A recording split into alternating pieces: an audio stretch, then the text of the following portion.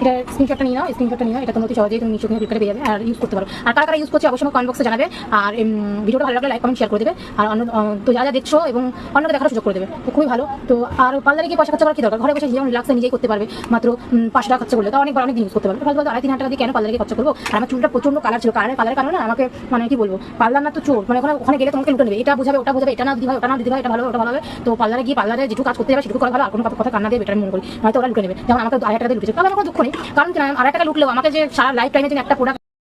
শুভ সন্ধ্যা বন্ধুরা, তোমাদের মাঝখানে আবার নতুন একটা ভিডিও নিয়ে চলে আসলাম। তো আজকে একটা প্রোডাক্টের বিষয়ে তোমাদের সামনে কিছু কথা বলবো। এই যে প্রোডাক্টটা দেখতে পাচ্ছ, এটা একটা হেয়ার মাস্ক আছে, মাস্ক বলতে হেয়ার স্পা ক্রিম আছে।